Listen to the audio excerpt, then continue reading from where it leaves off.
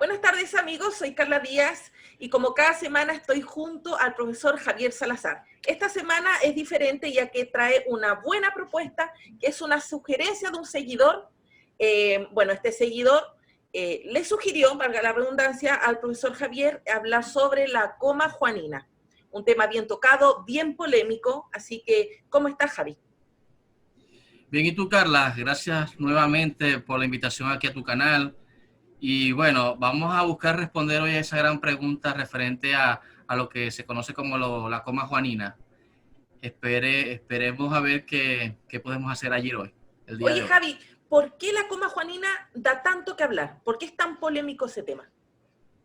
Bueno, es polémico porque resulta que la coma juanina son dos versículos que son muy claves para lo que se conoce dentro de lo que es la tradición cristiana como la doctrina trinitaria.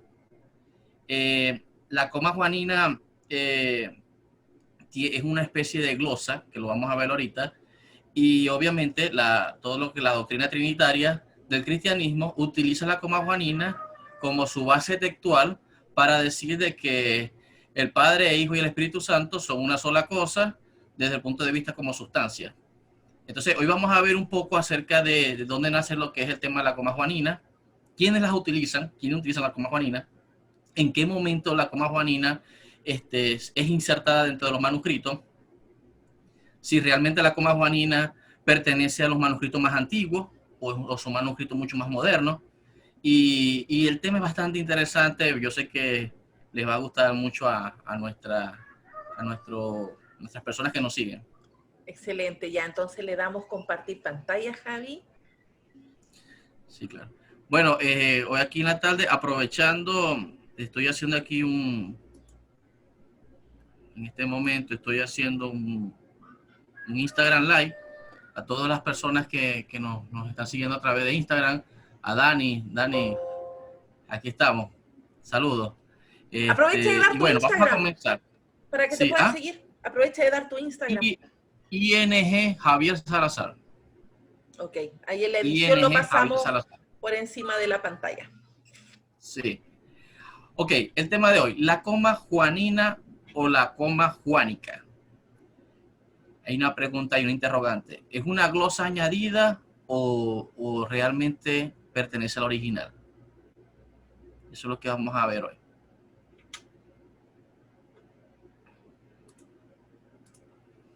La coma juánica o la coma juanina. También conocida como la coma juanina, paréntesis juánico, cláusula juánica o apócrifo juánico. Es la identificación dada a la cláusula añadida en algunas versiones bíblicas en los versículos de la primera epístola de Juan, capítulo 5, versos 7 y 8, que podrían haberla incorporado como una glosa desde el siglo IV para luego ser agregada al texto de la epístola de la Vulgata Latina cerca del año 800 después de la era cristiana. Esta es la coma juanina, esta que vemos aquí en la parte inferior, que dice, porque tres son los que dan testimonios en el cielo, el Padre, el Verbo y el Espíritu Santo. Estos tres son uno, y tres son los que dan testimonio en la carne, en la tierra, el Espíritu, el agua y la sangre. Estos tres concuerdan. Esto es lo que se conoce como la coma juanina o la glosa juanina también. Ahí veríamos la Este Trinidad. extracto lo tomé. Ah, Ahí veríamos la exactamente. Trinidad. Sí, porque ahí se ve claramente el tema de que utiliza el cristianismo como la Trinidad. Lo dice el Padre, el Verbo y el Espíritu Santo. Estos tres son uno. Ahí es, este es el, digamos que este es el principio teológico fundamental del cristianismo trinitario para decir que el Padre, el Hijo, o el Verbo o el Espíritu Santo son una sola persona. Esto lo tomé de la versión Reina Valera 1960, que es la versión más popular, más utilizada, tanto por el cristianismo como por la iglesia protestante. Y bueno, vamos a ver realmente si esa información se encuentra en todo lo que es la evidencia antigua. Allá queremos ir. Voy a utilizar varias evidencias. La evidencia va a ir en un orden, desde la información mucho más antigua hasta la información moderna. Y la evidencia más antigua que tenemos nosotros hoy en día se conoce como la evidencia patrística o la evidencia de los primeros padres de la iglesia. Luego voy a utilizar una evidencia papirológica. Después vamos a hablar un poco acerca de los códices que se conocen como códices unciales o mayúsculos, y también los manuscritos minúsculos, los leccionarios, los añadidos tardíos y las versiones bíblicas que comienzan desde 1519 hasta hoy en día, 2020. La evidencia patrística. Bueno, la evidencia patrística que tenemos es una evidencia que yo recolecté como medio de información que comienza a partir del siglo II hasta el siglo IV. Entre esa evidencia patrística tenemos a Ireneo, el cual falleció en el año 202, y Ireneo, que conoce la carta de Juan, no hace mención de ninguna manera a la idea de la glosa juanina o la coma juanina. Para Ireneo, esa glosa está ausente dentro del manuscrito que él tiene en su mano. Clemente de Alejandría, que muere también en el siglo III, también tiene ausente dentro de lo que son la información que él maneja, el tema de la coma juanina. Luego viene Tertuliano, quien fallece en el año 220, también no tiene en su mano esa información referente a lo que es la coma juanina.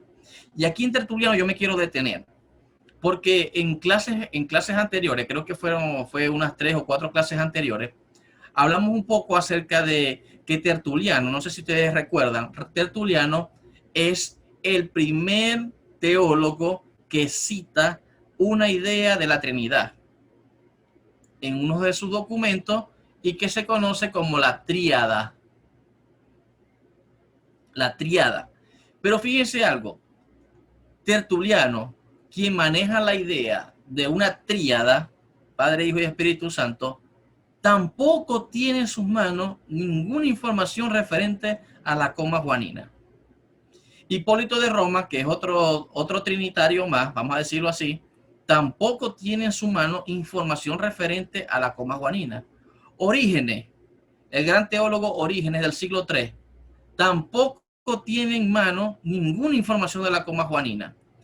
Tampoco Cipriano. Estoy citando a los padres más famosos, vamos a decirlo así, de los primeros siglos. Y otra cita de otros padres de la iglesia, tampoco se encuentra lo que es la popular coma juanina o la glosa juanina. Ahora, ¿por qué lo cito yo a ellos?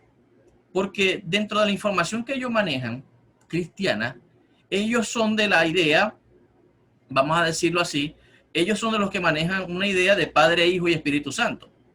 Pero obviamente, la idea que ellos manejan de Padre, Hijo y Espíritu Santo, Orígenes, Hipólito, Tertuliano, no tiene nada que ver con la idea que se maneja hoy en día. Pero ¿a qué te refieres con una misma sustancia? O sea, ellos tienen una información en sus manos de que existe el Padre, que existe el Hijo y que existe el Espíritu Santo, pero no lo manejan como una sola sustancia o como una misma sustancia, como aparece interpretado en la coma juanina. Ellos lo manejan como 3 entidades, vamos a llamarlo así, o 3 personas completamente separadas. Pero los 3 no divinos. ¿Ah? ¿Los 3 divinos?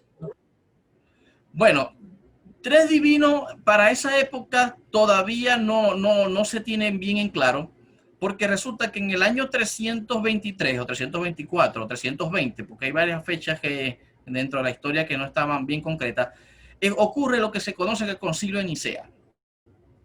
En el Concilio de Nicea, muchas de estas personas que vienen de la línea de Orígenes, de Cipriano, participan en ese concilio que, como muchos sabemos, es el concilio donde se le da la popularidad a el tema de la divinización de Jesús. La pregunta que yo me hago, toda esta gente, Tertuliano, Hipólito, Orígenes, si ellos hubiesen tenido en su mano la información referente a la coma juanina, ellos en un primer momento hubiese habido controversias antes del año del Concilio de Nicea. O sea, en tiempos de Tertuliano nunca hubieron controversias trinitarias. En tiempos de Hipólito tampoco hubieron controversias trinitarias, en Orígenes tampoco hubieron controversias trinitarias, en Cipriano tampoco hubieron controversias trinitarias, y ellos nunca, y si hubiesen habido algún tipo de controversias trinitarias, lo primero que hubiesen hecho era sacar el argumento de la coma juanina para demostrar de que los tres son una sola persona. Pero no lo pudieron demostrar. ¿Por qué? Porque simplemente el documento o la glosa no existe, no está. Y la evidencia lo va a demostrar ahorita lo que entremos a la parte de los manuscritos y los papiros. Entonces, si la glosa existiese en las versiones originales, seguramente lo habría usado en las controversias trinitarias, sabelianas y las arrianas. Recordemos que los arrianos no son trinitarios, sino son unitarios. Y el concilio de Nicea se da por la idea, un concilio donde habían algunas corrientes trinitarias, pero no trinitarias como nosotros la manejamos hoy en día, sino que manejaban las tres ideas de las tres personas, digamos, de tres personas completamente diferentes. Y estaba la idea arriana que decía que el padre, y en este caso el hijo era completamente humano, vamos a llamarlo así, y que no tenía nada que ver con ser igual en sustancia con Dios, el Dios Padre. Entonces, fíjense que los debates antes del siglo IV nunca se dieron y nunca se utilizó la coma juanina o la glosa juanina porque no se tiene a la mano, ninguno la tiene. ¿Y por qué? Porque no existe. Eso es importante saberlo desde un principio. Sí existe dentro de la información Padre, Hijo y Espíritu Santo disperso a través de las cartas de Pablo, de los evangelios, de todas otras cartas, pero esa interpretación de Padre, Hijo y Espíritu Santo como una sola sustancia no está todavía elaborada para esa época. Eso es importante tenerlo bien en claro. Ahora, hay otra cosa. Venimos ahora con la evidencia papirológica y de manuscritos primitivos. Yo estuve revisando la base de datos de papiro referente a los manuscritos primitivos. Y una de las cosas que me llamó la atención es que solamente referente a lo que es la carta de Juan, esa primera carta de Juan, solamente tenemos hoy en día 2 papiros que se han conseguido y que todavía se conservan. Estamos hablando de 2 papiros completamente fragmentarios, en especial el P09, que es el más antiguo, es el que está más dañado, porque es un pasaje, es un papiro, digamos, que está casi que destruido, y es este que tenemos aquí a mano derecha. Este es el P09. La ficha técnica del P09, que tiene información acerca de Primera de Juan, solamente lo único que contiene de información es el capítulo 4, versículos 11 y 12, y el 14 hasta el 17, que es lo que podemos ver aquí como información. No hay más nada. Bueno, es un papiro. Lo importante de este papiro en cuanto a lo que es en esa escasa información es que es un papiro uncial, en mayúscula, y tiene una categoría 1, o sea que es un documento alejandrino, por tanto es un documento bastante antiguo. Otro tipo de papiro que tenemos, que es el segundo papiro, que se conoce como el papiro P74, que es del año 600, después de la era cristiana, que también está catalogado dentro de lo que es la categoría 1, o sea, es un documento también alejandrino. Tampoco tiene la glosa de la coma juanina. Y, o sea, es como que no tenemos tampoco la información aquí. Papirológicamente no la tenemos. Los papiros no nos ayudan para saber si realmente esa información estuvo o no estuvo. Después que pasamos a los papiros, vamos a otro grupo de testigos de documentos antiguos, que son los códices unciales griegos, o también lo que se conoce como códices mayúsculos. Entre los códices mayúsculos tenemos códices como el sinaítico, el alejandrino, que son los códices mucho más importantes, el vaticano, el efraimi, que es un palincesto, un documento palincesto. Y tenemos otros documentos posteriores ya como el Porfirianus y el Atus. Y después tenemos otros unciales que ya son ya a partir del siglo IX en adelante. Pero estos son los documentos más importantes en cuanto a lo que son documentos antiguos. Y ninguno de estos documentos que van desde el siglo IV en adelante, tampoco contiene la información referente a la glosa que se conoce como la coma juanina.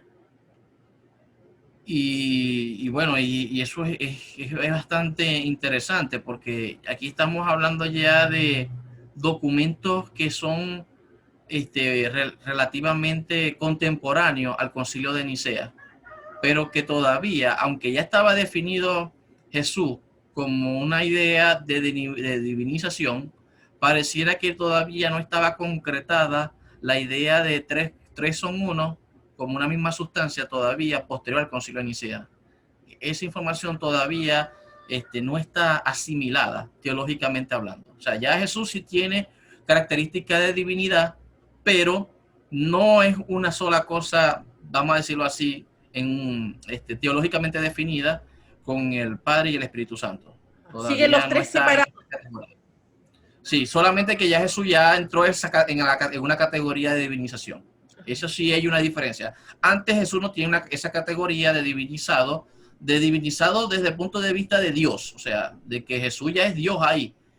Porque Jesús es divinizado para Pablo, Jesús es divinizado para muchos, pero no divinizado desde ser 100% Dios, sino divinizado desde otra concepción, antes del Concilio de Nicea. Eso es importante dejarlo en claro, porque mucha gente me dice, no, pero es que Pablo lo diviniza. Sí, es verdad, Pablo lo diviniza, pero no bajo la misma categoría como que si dijese Pablo, Jesús y Dios son una misma cosa. No. Para Pablo hay una subordinación todavía. O sea, Jesús es divinizado, pero está subordinado todavía a Dios. O sea, no son una misma cosa. Pablo siempre hace una distinción por esas mismas razones. Pero sí está en digamos que está en una categoría de divinización. Divinización subordinada, vamos a decirlo así. Hay otros documentos también que son súper importantes, que son los manuscritos minúsculos griegos. Aquí hay una lista de varios manuscritos minúsculos griegos. Yo los voy a dejar aquí para que ustedes los revisen. Están en internet, están en las páginas de donde se conservan hoy en día. Y son estos manuscritos, ¿no? Que van desde el 5 hasta el 2492. Esa es la numeración de esos manuscritos griegos. Recordemos que manuscritos griegos, hoy actualmente tenemos alrededor de unos 5.800 manuscritos que van desde los más antiguos hasta los más, digamos, los más modernos, que son manuscritos del siglo XIV, siglo XV, y tienen que ver con manuscritos griegos. 5.800 manuscritos griegos aproximadamente tenemos hoy en día. Y la numeración, esta es la numeración que vemos aquí de todos esos manuscritos. Y que esos manuscritos vienen por una categoría que va desde los manuscritos mayúsculos, que son aproximadamente casi unos 300, a los manuscritos minúsculos, que son más de 2.000 manuscritos minúsculos. También tenemos otro tipo de documentos.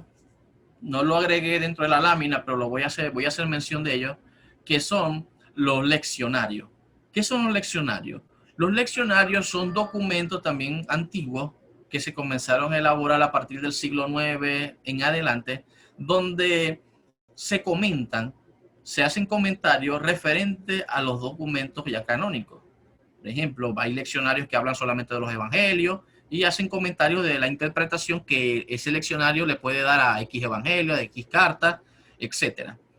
Con los leccionarios que se conocen hoy en día referente a que hagan comentarios a lo que es Primera de Juan, ningún leccionario hace mención a la coma juanina. O sea, que todavía en esa época hay una línea muy, digamos que todavía conserva, digamos que tradición teológica muy antigua, en donde esa línea desconoce, ignora, no tiene ni la más mínima idea de que Primera de Juan, el capítulo, el capítulo 5, versículos 7 y 8 exista. En los leccionarios esa información está ausente también. Dentro de las versiones antiguas del Nuevo Testamento tenemos, aparte de los documentos griegos, también tenemos otro tipo de documentos. Y son los documentos o las versiones antiguas que están en otros idiomas, como la Vetus Latina antigua. Es la primera versión en latín que se elaboró. Eso fue a partir más o menos del siglo III y el siglo IV, que fueron las utilizadas por Tertuliano, que ya lo nombramos ahorita, Cipriano y Agustín. Y fíjense que la Vetus Latina, que es el Nuevo Testamento en latín antiguo, Tertuliano, que lo tiene en su mano, Cipriano y Agustín, que son defensores de la triada, nunca citan Primera de Juan, capítulos 5, 7 y 8, porque la Vetus Latina no lo contiene. Luego viene la Vulgata de Jerónimo, que la Vulgata es la que viene a reemplazar a esa Vetus Latina, la Vulgata original de Jerónimo, porque después vienen otras Vulgatas que son copias sucesivas a la de Jerónimo. Esta Vulgata, el cual tiene dos copias, una del siglo VI, específicamente del 541, que se conserva hoy en día, que se llama el Codex Fuldensis. Es un códex bastante también antiguo, del siglo VI. Y hay otro códex, que es otra copia de esa Vulgata de Jerónimo original, que se conoce como el Codex Amiatinus, que es del 716. Tampoco tiene la glosa. Y esta información usted la puede revisar, Javi, usted la puede contactar. Esa información está, dígame. esos dos códex son copias posteriores de la Vulgata de Jerónimo. Sí, copias, sí, son copias del original de Jerónimo. De la original, ok. Ok. Después viene otra versión de la Vulgata. Recordemos que la Vulgata tiene muchas versiones. De hecho, hay una Vulgata de un Clemente en el año 1500. O sea, la Vulgata tiene muchas versiones porque recordemos que la Vulgata es la edición oficial del cristianismo católico y la traducción, la Vulgata vino a reemplazar los manuscritos griegos.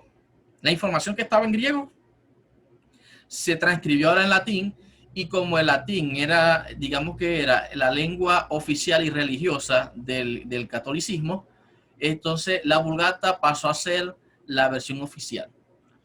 Bueno, buena que aclares eso porque muchas veces dicen la Vulgata latina y la gente piensa que es una.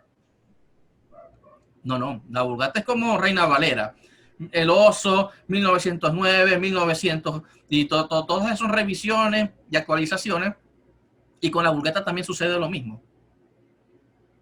Entonces tenemos hay una revisión, una actualización, una revisión de Alcuino del siglo IX, el primer amanuense del Codex Vallicelianus, son puros nombres como latín, donde también está ausente esa información, no la tiene. Tampoco las versiones antiguas como la siriaca, la copta, la armenia, la etíope, la árabe y la eslava tampoco contienen esa información. O sea, que estamos hablando de que la información no aparece en ninguno de estos escritos que son sumamente antiguos. Bueno, ¿dónde aparece la información y en qué momento? ¿Y en qué tipo de documentos aparece? Tomé un comentario del gran erudito y académico Bruce Mexer, un comentario que aparece en su libro o en el comentario textual al Nuevo Testamento griego de la página 643, y dice lo siguiente, lo tomé así tal cual como está allí. Dice: la primera vez que se cita este pasaje como parte del texto mismo de Juan es en un tratado latino del siglo IV, pero fíjate que es en un tratado, no está hablando de que es en un manuscrito bíblico, está hablando de un tratado latino titulado Libers Apologeticus, del capítulo 4, que se atribuye al hereje español Prisciliano, muerto hacia el año 385. O sea, aquí estamos hablando de aproximadamente, este tratado salió, o debió haber salido después de Nicea. Porque Nicea es en el 322, 324. O a su discípulo, el obispo Instancio. Fulgentius de Respu falleció en el 527 respondiendo contra los arrianos utilizada la Vulgata agregado propio. Este agregado lo hice yo. En el año 527 hubo un obispo llamado Fulgentius de Respu. Fulgentius, que fallece en el 527, en uno de esos debates que todavía había dentro de lo que era el cristianismo. Recordemos que el cristianismo tuvo debates después de Nicea, tuvieron otros debates con los mismos arrianos. Los arrianos eran, desde el punto de vista, digamos que teológico, eran los más fuertes. Los arrianos eran los más fuertes, teológicamente hablando. Y eran los más fuertes desde muchos puntos de vista, tanto económico como teológicamente hablando. Eran súper fuertes. Y ya todavía para el siglo VI, todavía los grupos arrianos todavía existían. Y la teología arriana todavía existía. Entonces, Fulgentius utiliza una versión de la Vulgata para responder a la idea arriana. Ahora, fíjate que es hasta el año 600 donde ocurre ya el primer debate, un poco mucho más claro, ya con una Biblia en mano, diciéndole no, esto no es así, o sea, realmente la Trinidad es esto. Y Fulgencio presenta la prueba a través de una Vulgata que vamos a ver qué Vulgata es la cual Fulgencio tiene en la mano, que no es de ninguna de las Vulgatas que he venido citando anteriormente. Entonces dice, al parecer esta glosa surgió cuando el pasaje original se interpretó como un símbolo de la Trinidad, ya que menciona a tres testigos, el espíritu, el agua y la sangre. Entonces fíjate, ¿no? La interpretación se dio por medio de eso, o sea, eso fue una interpretación teológica más que una información teológica. Tal vez esta interpretación se añadió primeramente como una nota marginal y más tarde se introdujo en el texto. Ya en el siglo V, los padres latinos del norte del África y de Italia citan esta glosa como parte de la epístola. Y a partir del siglo VI se halla como mayor frecuencia en manuscritos de Vetus Latina y de la Vulgata. Pero ya estamos hablando de manuscritos de Vetus Latina y de la Vulgata ya tardío. No estamos hablando de los manuscritos de la Vetus del siglo III o del siglo IV. Estos son manuscritos de la Vetus Latina y de la Vulgata tardío. Y ya lo vamos a ver, ya vamos a saber de qué año son estos manuscritos de la Vetus Latina y de la Vulgata. Así decía el documento que se tiene de la Vulgata Latina. Esta era la frase que se utilizaba en relación al capítulo 7, el versículo 7 al versículo 8 en latín. Era la información que se tenía en versículo 7 y versículo 8. No soy bueno leyendo latín, por lo tanto no voy a leer esto en latín. El que conozca latín perfectamente lo puede leer y lo puede corroborar. Esta información que hice bajo Clemente, esta información no va. Esta información la estaba transcribiendo para hacer otras cositas, una cosa que tenía, y una idea que tenía en mente, pero se me olvidó borrarla. Ajá, dígame. Entonces, esta interpretación tardía se hace como para responderle a los arrianos. Sí, pero fíjate una cosa, la interpretación tardía se hace para responder a los arrianos, pero está como una glosa todavía, o sea, todavía no pertenece, digamos, como como una interpretación oficial. Está como bajo un comentario, es un comentario interpretativo. Claro, o sea, no se ve todavía en un manuscrito. Ahí sí, insertado. O sea, está en el manuscrito, pero está, como decía, al pie de página del manuscrito. Es un comentario. O sea, ¿qué es lo que es una glosa? La glosa lo que es un comentario a algo que está allí que todavía no tiene una interpretación clara. O sea, la glosa lo que es un comentario, o sea, es la respuesta a algún versículo que todavía no se interpreta claramente y yo necesito interpretarlo y anexo esa glosa, que es la interpretación que yo le estoy dando, no la está dando el manuscrito. Esa es una interpretación propia. O sea, la glosa es la interpretación propia que en este caso el escriba hace. ¿Cachai? Cacho. Ok. Ok. Evidencia externa donde se encuentra la glosa juanina. Ahora vamos a la evidencia externa, los documentos. Vamos a la información palpable, real, donde se encuentra esa glosa. El pasaje no se encuentra en ninguno de los manuscritos griegos conocidos. Recordemos que los manuscritos más antiguos no están en latín, mi gente. Los manuscritos más antiguos están en griego y los manuscritos griegos no tienen la información. Así que no me vayan a salir con que no, porque la versión latina, la Vulgata lo tiene, porque eso es ya una transcripción o un copiado posterior. o una edición posterior. Pero yo, para aclarar un poco el panorama de lo que es la información que contiene la Vulgata, yo voy a citar los 8 manuscritos donde la información se encuentra, y vamos a hablar un poco acerca de ello y de qué fechas son. El manuscrito más famoso de los 8 que tiene la información de la variante o de la glosa llamada coma juanina es el manuscrito llamado el Codex Montfortiano minúsculo, o también se le conoce como el Códice 61. Es del año 1520.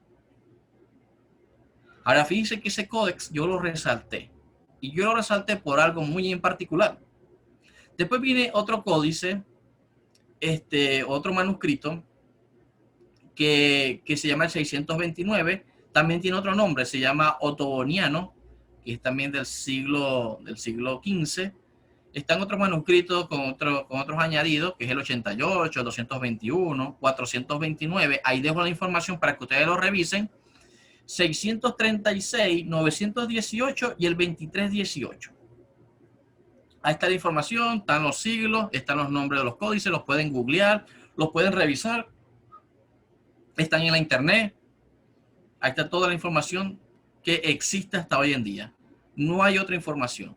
No hay otro papiro que yo no haya investigado que no tenga esa información. Solamente esos únicos 8 documentos la tienen. Ahora, fíjense que el más importante es el del año 1520. Ahora, ¿por qué es el más importante? Esta es una copia de un facsímil de ese códice. Fue el primer manuscrito griego descubierto que contenía la coma juanina en Primera de Juan 5, 7, 8. Fue copiado de un manuscrito anterior que no tenía la coma. Por tanto, fue insertada del latín. Ve esto. Este manuscrito es griego. Resulta que cuando el copista tomó para hacer este manuscrito, la información que hizo él para anexar lo que es aquí esta es la coma, aquí comienza la coma juanina, aquí termina, para anexar esta información, porque este manuscrito está en griego minúsculo. Esta información está en griego minúsculo. Entonces, para él anexar la información de la coma juanina, tuvo que recurrir a un manuscrito en latín, que yo me imagino que haya sido una vulgata tardía, porque era la única que tenía la información de la coma, la vulgata tardía. No había ningún manuscrito griego que lo tuviese. Ahora, fíjense esto. Este códice, el Montfortiano, es el códice que utiliza Erasmo de Rotterdam en su tercera edición, que ya lo vamos a ver, en el año de 1522, para elaborar el Nuevo Testamento de Erasmo. Este códice fue utilizado por Erasmo en su tercera edición del Nuevo Testamento en el año 1522. Aquí hay una foto de Erasmo que tomé de internet y dice Nuevo Testamento de Biblia de Erasmo, edición 1. La primera edición del Nuevo Testamento hecha por Erasmo fue en 1516. Eso es importante. En esa primera edición, Erasmo no utilizó la coma juanina dentro de su manuscrito. O dentro de su Nuevo Testamento, mejor dicho, Erasmo no utiliza la coma juanina.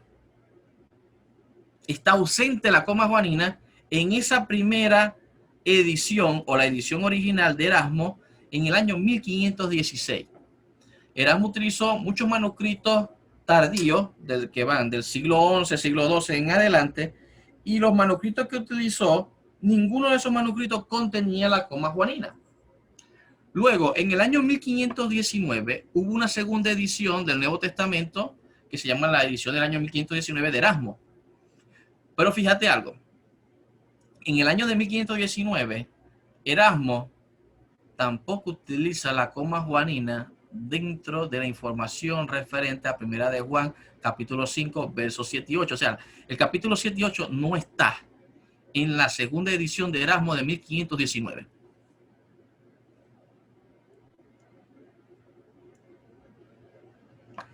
En el año de 1522 ocurre, o Erasmo hace una nueva edición de la Biblia del Nuevo Testamento de Erasmo, y a partir de ese año, él introduce el códice que acabamos ahorita de mencionar, que se conoce como el minúsculo 61. La tercera edición, pero fíjense esta información que está aquí, que es muy importante, dice así: la tercera edición difería de la anterior en 118 lugares e incluyó la cláusula añadida conocida como coma juanina, encontrada en un único manuscrito de elaboración tardía del siglo XVI. Ya hablamos acerca de él. La minúscula 61. Aunque Erasmo expresó sus dudas sobre su autenticidad en sus anotaciones. Erasmo hizo el Nuevo Testamento, pero debajo del Nuevo Testamento que elaboró en su tercera edición, él hizo unas anotaciones referentes a de dónde había sacado esa información que había insertado ahora, llamada la coma juanina. Así que cuando nosotros leemos hoy el Nuevo Testamento en español o en inglés, ya sea de la versión King James, que es la versión inglesa, o la Reina Valera, que es la más popular, que es la que por cierto, es la que siempre cito porque es la más famosa, la información que nosotros tenemos hoy es producto de la tercera edición de Erasmo de Rotterdam en el año de 1522. ¿Qué les parece? Impresionante, Javi, porque es totalmente desconocido esto. Bueno, fíjense cuáles fueron las versiones que fueron afectadas con esa información.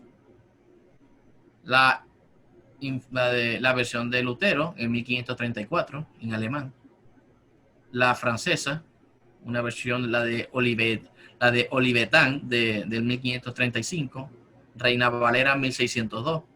Creo que esta es la versión del oso, si no me equivoco. No estoy 100% seguro, pero creo que esta es la versión del oso, la primera versión. Tenemos la versión inglesa, la super famosa versión inglesa que vendría siendo la Reina Valera versión inglesa, que es la King James. Yo la llamo la Reina Valera inglesa. Después vendría unas versiones en holandés, en idioma holandés, la versión italiana del 1649 y la portugués, que es la de Almeida, que también es súper famosísima, es de 1694. Estas versiones, que son muy famosas, que prácticamente la iglesia en general utiliza hoy en día, obviamente con alguna actualización, versiones mucho más actualizadas, pero que todavía tiene la información base de Erasmo dentro de lo que hoy tenemos como versiones bíblicas, es la información que nosotros manejamos. Javi, Dígame. hoy día no hacen falta concilios, pero pienso que estas versiones las han divinizado en las iglesias y no conocen, o sea, absolutamente veo que desconocen toda esta historia detrás de añadiduras, de omisiones, de cláusulas. Realmente se vieron contaminadas con esta pequeña cláusula, porque hoy en día, imagínate, genera estos debates tremendos de la Trinidad y es su caballito de batalla este versículo de 1 de Juan 5, 7 al 8. Es el único respaldo que tiene. La idea en cuanto a lo que es la Trinidad. Hay otros pasajes que son bastante, vamos a decir, debatibles. Pero vuelvo y te repito, si los otros pasajes eran tan claros, no se utilizaron nunca como argumentos. Y no se utilizaron nunca como argumentos porque la interpretación que se tenían de otros pasajes, en donde se hace supuestamente mención a una Trinidad, no estaba concebido de esa misma manera. O sea, había una ausencia de esa idea, por lo menos en los primeros 4 siglos, por lo menos. Pero la información que se tiene hoy en día, la que he investigado, como el tema de la coma juanina, que este es un tema que yo tenía, bueno, vos me dijiste ese día, Javier, hay un tema que me están diciendo, a ver si lo puedes tocar, que es el de la coma juanina. Yo lo tenía empolvado desde hace mucho tiempo, muchísimo. No te imaginas el tiempo que yo lo tenía ahí, yo lo había analizado. Obviamente, accedí nuevamente a internet, a actualizar alguna información que había, a ver si había alguna información que no tenía yo actualizada. Y los cambios que hice fueron muy pocos. pero básicamente esta información tal cual como está, se tiene desde hace mucho tiempo. Solo que bueno, también por el tema de las redes sociales, el internet, hace 20 años, 25 años no teníamos internet y las personas no sabían si realmente esto existía o no existía. Hoy en día hoy esto se conoce, ya se sabe, ya se ha investigado, ya se ha revisado y estas son las conclusiones. Por ejemplo, el interlineal de Westcott y Hart, que es un interlineal muy famoso, lo utiliza mucho lo que es la gente que hacen análisis de crítica textual. Fíjate que en el interlineal Westcott y Hart, que ellos utilizan los manuscritos mucho más antiguos, que ya mencioné al comienzo de la clase, ellos digamos que omiten el tema de la glosa, de la coma juanina en el griego y respetan digamos que la evidencia más antigua, dejando la coma juanina como una glosa agregada o anexada tardíamente. O sea, no estuvo nunca dentro de lo que es la información original. La Biblia textual tercera edición, que es la que tengo dentro de mis Biblias electrónicas, también la ignora. Esta Biblia, estuve revisando los comentarios y toma información también de lo que es el códice sinaítico y de los códices mucho más antiguos. Y la traducción que ellos le dan es porque 3 son los que dan testimonio: el espíritu, el agua y la sangre. Estos 3 concuerdan. Y hay una omisión de lo que es la coma juanina, porque ellos sí se dejaron, digamos que ellos sí manejaron la línea de los manuscritos más antiguos y no manejaron la línea de Erasmo, que es la línea tradicional. Reina Valera sí tiene la glosa: el Padre, el Verbo y el Espíritu Santo. Estos 3 son uno. Y hay otras versiones que también la tienen. Y bueno, ese es el gran debate del día de hoy, ¿no? En cuanto a lo que es el proceso de las nuevas ediciones, elaboraciones de las Biblias, porque mientras se sigan consiguiendo información, que corrijan, que modifiquen la información que se tenía, nos vamos, digamos que ajustando más o acercándonos más o aproximándonos más a lo que probablemente pudo haber sido el texto más antiguo o original. Excelente, Así Javi. que esta es toda la información del día de hoy. Se nos viene Juan 1.1. Juan 1.1 y por ahí hay otro. Sí, hay muchos. Marcos. Entonces, bueno, a esperar el en vivo que vas a dar también el día jueves en la noche a través de la red de difusión Yaja. También va a estar buenísimo. Así que para que ahí te sigan. Ese va a estar, bueno, ese es uno de los temas más esperados, al igual que este de la coma juanina. Estos dos son 2 temas, porque como son temas ya más de crítica textual, de investigación, de crítica histórica, entonces realmente es digamos que es mi fuerte, ¿no? En el tema de que voy a dar el jueves, ese va a estar muy bueno porque tengo muchísimos años estudiándolo, elaborándolo, leyéndolo. Digamos que es prácticamente mi tesis. O sea, el tema del jueves es mi tesis con la que yo me he defendido por muchos años en el tema de la crítica textual, que es el tema de la formación de los evangelios durante lo que es el proceso de canonización. Va a estar muy bueno porque voy a arrojar una información que muy poca gente maneja y les va a proporcionar un giro interpretativo bastante interesante. Y lo voy a dejar allí, pues lo voy a dejar como una especie de hipótesis para que la gente lo evalúe y lo analice. Muchas gracias, profe Javier Salazar, por esta interesante exposición. Bueno, ahora ya los amigos van a tener más argumentos, más antecedentes para seguir investigando, defenderse en estos debates que muchas veces se ven en las redes sobre la Trinidad, la unicidad. Así que excelente. Gracias, como siempre, brillante, profe, y nos vemos. Saludos a los amigos. Bueno, ahí tienen. Muchas gracias, Carla. Gracias nuevamente por esta invitación, por esta oportunidad de la clase del día de hoy. Y, bueno, amigos, denle like, suscríbanse al canal. Ahí estamos con mucho cariño, aportando información todos los días, o por lo menos Carla está aportando información todos los días, no solamente mía, información también de otras personas y otras personas que son académicas, investigadores. Y la idea es llevar esta información a todas las personas que quieran aprender, que quieran seguir formándose, y para eso estamos. Así que yo los dejo, espero que lo disfruten, que les haya gustado, y denle like con la manito hacia arriba a la charla del día de hoy. Así que nos vemos. Que Nos pasen buen día. despedimos. Chao, chao.